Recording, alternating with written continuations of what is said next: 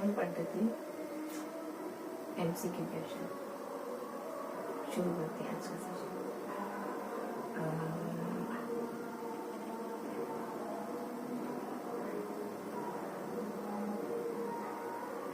Churchill कितना कम क्यों बोलते, किसी ने कहा कि एक राजनीति थे, कितना जीवन भर में बहुत कम बोले हो, क्या कारण है इसका? कि जो नहीं बोला उसके लिए कभी पछताना नहीं होता। और अगर मैं अगर अपने जीवन को, जिंदगी को रिमाइंड कर पाता तो मैं और कम बोलती।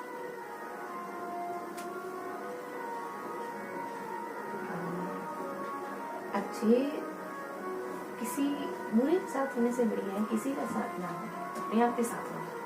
क्या लगता है? एक्चुअली मैं बताना कुछ और सारे था कि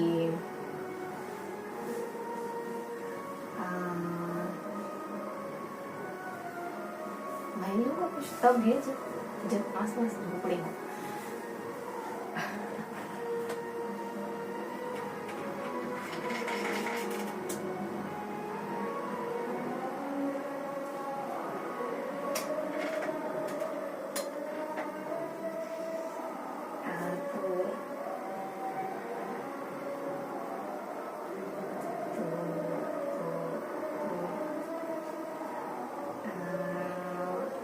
ये भाव के मुझे कुछ बताना है, कुछ अच्छा सा बताना है, कुछ बढ़िया सा बताना है। अच्छा नहीं लगता ना? आप चाहते कि कोई खुश रहे, अच्छा नहीं लगता? मैं चाहती हूँ कि तुम खुश रहो, एक अहम भाव लगता है ना इसमें। आप चाहते हैं, आप होते को नहीं है सामने वाले की, है ना?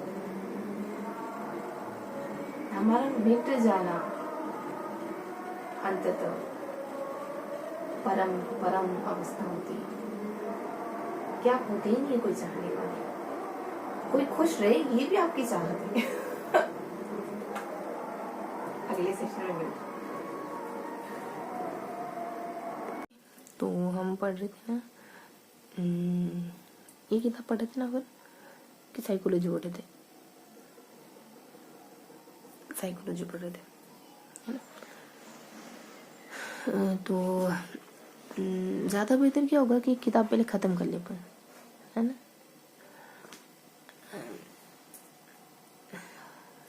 है ना?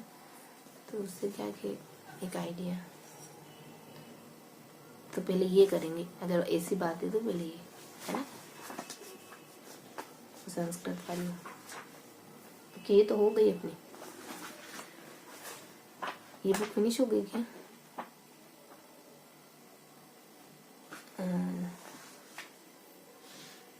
चलो तो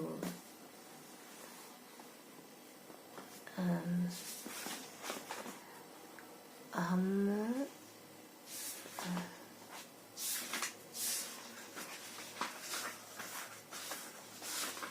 एक मिनट रुकेंगे बच्चों, यही करेंगे, है ना? पहले नहीं पर ये है कि इंग्लिश, हमारी इंग्लिश नहीं है तो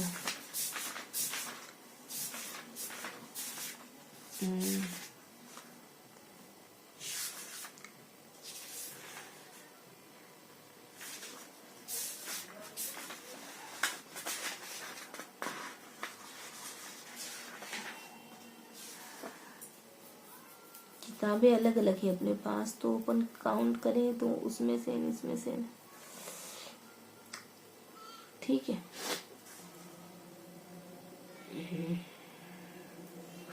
तो इंग्लिश आएगी तो इंग्लिश छोड़ देंगे, उर्दू क्या करें, है ना? बाकी सारा तो पढ़ेंगे अपन। ये किताब फिनिश करें फिर अपन कुछ और लेंगे, है ना? तो यहाँ है कि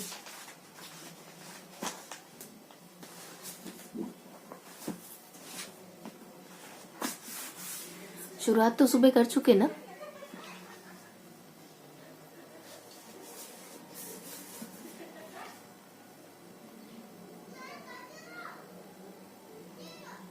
टू 2040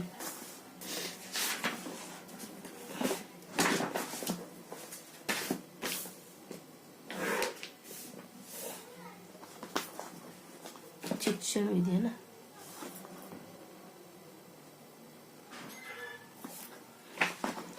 सारे करेंगे, ग्रामर हो, ये हो, है ना?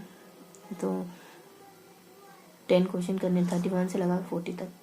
तो ये तो एस्टेरिस्क वाला का मार्क्स है, तो आगे बढ़ना है ना 41 तक पे। भूतकाल का सही उदाहरण कौन सा है?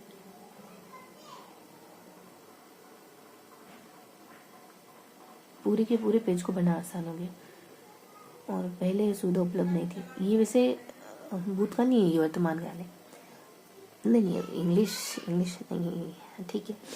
इंग्लिश का जो प्रेजेंट परफेक्ट होता है वो भी हिंदी में भूतकाल ही होता है, देखिए।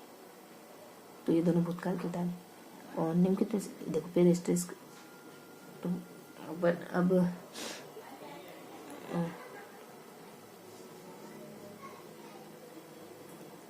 42 तक करेंगे, 42 क्वेश्चन तक करेंगे। अगला है कि इस तकनीक का इस्तेमाल किया में रेखांकित बहुवचन बदलने पर होगा। तकनीक तो तकनीकी, इन तकनीक होगा, है ना। फिर एस्टेरिस्क, तो 42 तक है ना, 43, 44 तक। तुम दौड़कर चलते हो, रेखांकित पदबंध का उदाहरण है। तुम क्या है? पुरुष वाला सर्वनाम, है ना। और ठीक न्याय करना अर्थ प्रकट करने वाला मुहावरा है। इसके लिए कहते हैं कि दूध का दूध, पानी का पानी करना। और घरेलू चतुर प्रबल होता है का अर्थ अभिव्यंजित करने वाली उचित लोकोक्ति ये घर का वेदी अलंकार है। कलकत्ते की राजधानी बताओ, इस वाक्य में प्रयुक्त चिन्ह को क्या कहते हैं? पूर्ण विराम। निम्न में से मातृभाषा राष्ट्रीय जागरण और सांस्कृतिक पुनरुत्थान को जिस शिक्षण विधि से बल मिलता है वो कौन सी है? इसका आंसर है 2, बेसिक शिक्षा, है ना। फिर नेक्स्ट है प्राथमिक स्तर के पश्चात पद्य और कविताओं का चयन करते समय ध्यान रखना चाहिए। कविता की भाषा कक्षा स्तर के अनुकूल हो, इस बात का ध्यान रखना चाहिए। देन विद्यार्थी सही ढंग से लिखें और उसके लेखन कौशल में निरंतर विकास हेतु आवश्यक है। अध्यापक विद्यार्थी लिपि, शब्द और वाक्य रचना की अशुद्धियों को दूर करते हैं। और विद्यार्थी में पठन कौशल विकसित करने हेतु उचित उपाय है पुस्तकालय से संदर्भित पुस्तक लेने, पढ़ने, अधिगम सहायक सामग्री खोज का अवसर दिया जाए। तो ये हमने 44 क्वेश्चन किए।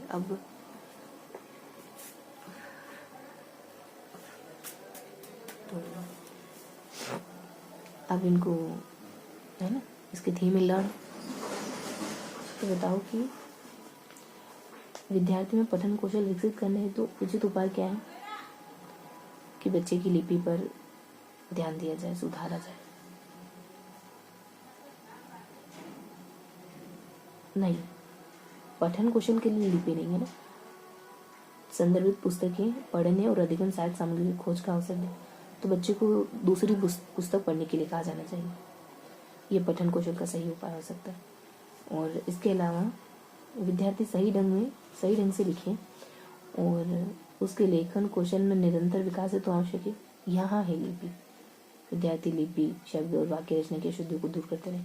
अब निम्न में से मातृभाषा राष्ट्रीय जागरण और सांस्कृतिक पुनरुत्थान को जिस शिक्षण विधि से बल मिलता है वो, तो इसका आंसर क्या होगा? शायद प्रत्यक्ष विधि। तो इसका आंसर है 2, बेसिक शिक्षा, है। और तो मातृभाषा को महात्मा गांधी भी बल देते हैं, है ना। यही ना आंसर, मातृभाषा राष्ट्रीय जागरण और सांस्कृतिक पुनरुत्थान को जिस शिक्षण विधि से बल मिलता है। सिर्फ मातृभाषा को ही नहीं, राष्ट्र को, संस्कृति को, मातृभाषा को, ये तीनों को बल देने वाली शिक्षा कौन सी है? बेसिक शिक्षा, महात्मा गांधी वाली। कलकत्ते की राजधानी बता, इस वाक्य में प्रयुक्त चिन्ह को क्या कहते हैं? पूर्ण विराम।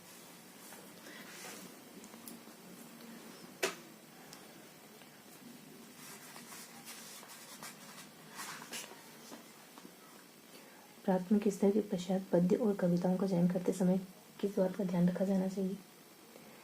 कि कविता कक्षा के अनुकूल हो।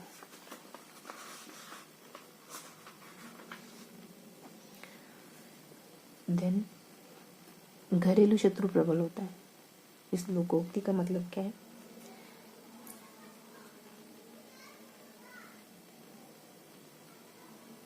घर का बेदी लंका ढाए।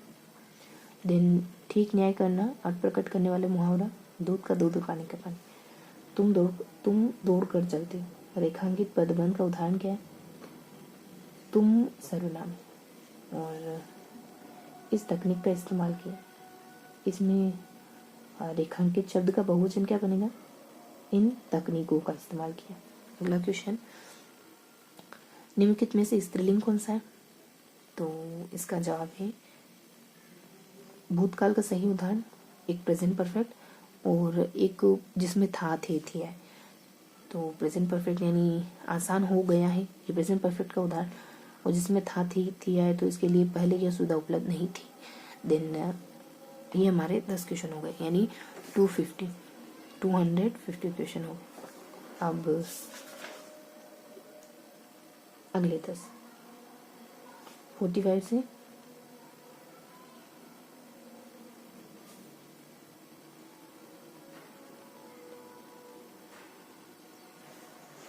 55 तक करेंगे।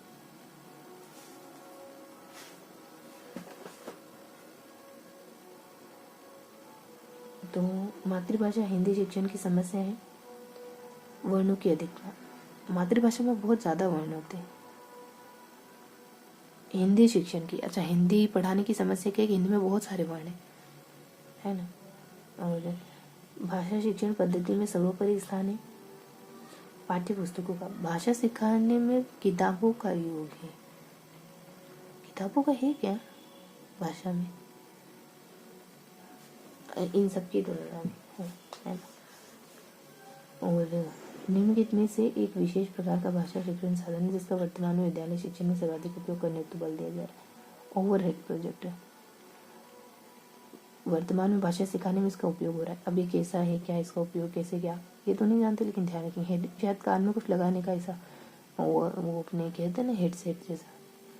भाषा शिक्षण के द्वारा विद्यार्थियों की भाषाई ज्ञान एवं कौशल तथा उनकी रुचियों में अभिवृद्धि में कितना विकास हो, इसकी सापेक्ष जानकारी प्राप्त करने हेतु कौन से दो कार्य, मापन और मापन द्वारा प्राप्त मापों की व्याख्या, दो कार्य करने होते। तो बच्चे की भाषा कितनी परिष्कृत हुई ये मापन से पता चल जाएगा। यही पूछ रहे ना भाषा, है ना। तो मापन और मापन द्वारा प्राप्त मापों की व्याख्या में एक ही बार पढ़ना है ना। भाषा शिक्षण के क्षेत्र में मापन के सर्वाधिक प्रयोग में ली जाने वाली विधि कौन सी?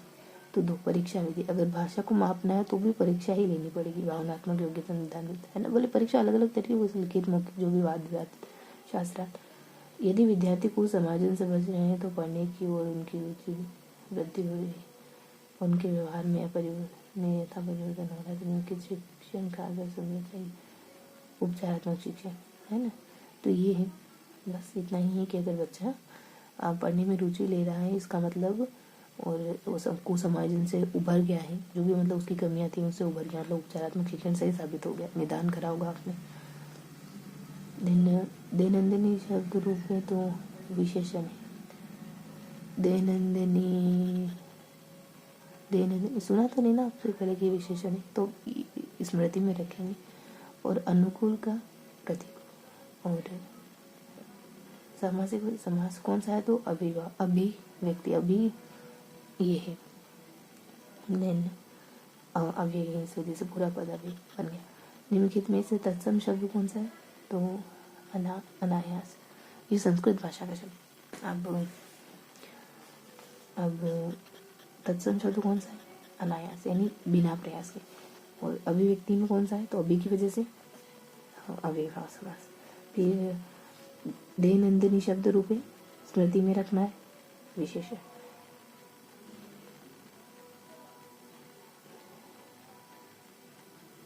नहीं, सर्वनाम विशेषण है।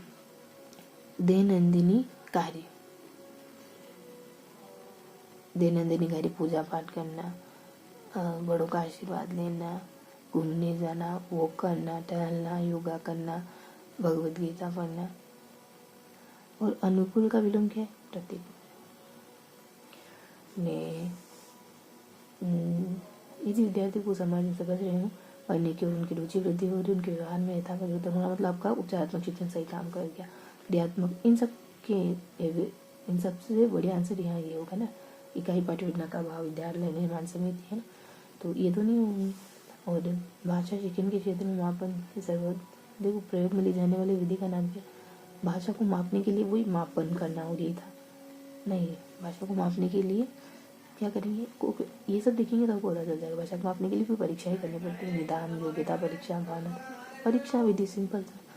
देन फिर एक ही भाषा के द्वारा विद्यार्थी को भाषा ज्ञान एवं कौशल उनके विचार कितना विकास उनके साथ भी जानकर प्राप्त करने तो कौन से दो कार्य, ये है दो कार्य। भाषा मतलब यही है कि भाषा वचन कितनी सीखी, ये पता करने के लिए मापन और मापन द्वारा प्राप्त मापों की व्याख्या है ना। देन फिर है कि एक विशेष प्रकार का भाषा शिक्षण साधन जो वर्तमान में बहुत ज़्यादा उपयोग करें, क्या है वो वाले प्रोजेक्ट। देन सर्वोत्तम स्थान किसका है भाषा शिक्षण पद्धति में? किताबों का। देन हिंदी शिक्षण की समस्या है तो वर्णों का खुद जाना, बस। तो ये अपने 10 और क्वेश्चन हो गए, 20, 20, 60। अब अपने पास मे भी अपन 20 मोर क्वेश्चन। तो अब अपन करेंगे 55 से, तो अपन करेंगे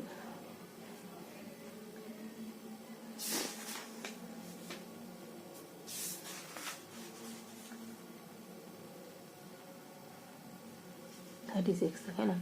संस्कृत में लास्ट का एक छोड़ देंगे, ध्यान रखिए। तो बीमार शब्द की सही पर्यायवाची कौन से है? अस्वस्थ, रुग्ण, व्याधि, है ना, ये तो जानते हैं। और निम्न में से वर्तनी की दृष्टि से शुद्ध कौन सा? तो स्पष्ट। वरिष्ठ में बड़ी मात्रा आती होगी, वरिष्ठ होता होगा, कनिष्ठ, है ना। तो स्पष्ट तो सिंपल है कि हाँ ये सही। अपने विचार को प्रकट करने के लिए जिस माध्यम का सहारा लेते हो क्या है? भाषा, है ना। और एकार्थी शब्द, ये स्ट्रेस मार्क्स है, तो वो जो छूट रहा था ना, अपने कहा था एक छूट रहा, यहाँ पे वो कवर हो जाएगा। तो अब हमारे मुंह से हे राम की ध्वनि या दुख की अवस्था में कई बार ओ माँ निकल पड़ता है। रेखांकित शब्द क्या है? बीमार होते लोग। ये अवे ओ माँ अवे बन गया है पूरा, क्योंकि ये बदलेगा नहीं, जाते हुए संज्ञा पदार्थवाचक का व्यक्तिगत, है ना। तो ओ माओ, है ना, ऐसे नहीं। और विचार संस्कृत भी है ना अपने इसमें, तो संस्कृत बने। ये विचार अभिव्यक्ति साधन क्या है विचार की अभिव्यक्ति का? तो भाषा। और चतुर्षु कौशलेषु द्वितीय मस्ती, द्वितीय कौशल कौन सा है? भाषण देना, है ना, स्पीच। देन संस्कृत शिक्षण से मनोवैज्ञानिको अयम सिद्धांत अस्ति, रुचि का सिद्धांत, है ना। चयन, विभाजन, मौखिक कार्य, व्यक्ति भिन्नता का सिद्धांत, तो सभी है वैसे। तो फिर रुचि का सिद्धांत ही क्यों होगा? क्योंकि सबसे अप्रोप्रिएट हो सकता है ना। बाकी व्यक्तिगत भिन्नता का सिद्धांत भी तो, चयन, विभाजन, मौखिक कार्य, व्यक्तिगत भिन्नता का सिद्धांत भी तो हो सकता है, पर रुचि का ज़्यादा प्रबल होगा शायद। संस्कृत शिक्षण से प्राचीन अयम विधि, तो प्राचीन पाठशाला विधि। अब इन देखो, प्रश्नोत्तर, पारायण, आगमन, कई बार पारायण विधि भी आंसर होता है, प्रश्नोत्तर भी होता है किसी में। प्राचीनतम का पाठशाला विधि है ना, वो आश्रम व्यवस्था। संस्कृत भाषा शिक्षण है सर्वोत्तमो अयम विधि कौन सी? तो यहाँ है निर्वाद विधि। देखो ये व्याख्या विधि नहीं, व्याकरण, निर्वाद विधि, ये ऑप्शन हमको ऑप्शन भी देखने होते हैं, क्योंकि अपन सब देखते हैं एग्जाम में। तो इन सब में अगर, है ना, ये सही है। निर्वाद विधि सर्वोत्तम विधि शिक्षण, भाषा शिक्षण की। अब निर्वाद विधि कौन सी विधि? सूत्र विधि भी बता दे कई बार। निर्वाद मतलब कंटिन्यूअस पढ़ना। सारात्मक शिक्षण, शिक्षण उद्देश्य ना अस्ति, तो प्रतिस्पर्धा। देखो, विषय की रुचि समय से लाभ होगा, छात्र व्यक्ति काठिन्य, तो ये तो अपन बता कर सकते। प्रतिस्पर्धा वगैरह ये नहीं होगा, मतलब इसका उद्देश्य। संस्कृताध्यापन से अधिगम साधनानि मुख्यतः कति भागेषु विभक्तानि। अधिगम साधन दृश्य श्रव्य, दृश्य श्रव्य तीन ही नहीं, देखो तीन भी कह रहेगा, चतुर्षु भी कह रहेगा, प्रत्यक्ष अनुभव को जोड़ा होगा शायद चौथे को, है ना। मुख्यतः तो अपन मानेंगे कि ये है तीन ही। तो अब हुआ था कि संस्कृत अध्यापन से अधिगम साधन कितने, 3 या 4, 3 या 4 दोनों कह सकते हैं, तो 3 मान लेंगे पर। और उपचारात्मक शिक्षण का उद्देश्य क्या नहीं है, तो क्या क्या है इसके उद्देश्य की, रुचि विकसित हो, पढ़ाई में मन लगे, है ना, और विषय का ज्ञान हो, ये सब तो है